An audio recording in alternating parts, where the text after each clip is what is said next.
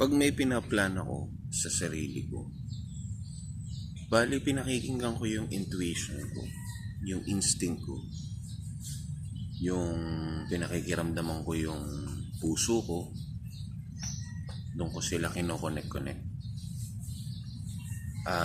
Ayokong puwersahin yung sarili ko gawin yung isang bagay unless naramdaman ko sa na instinct ko.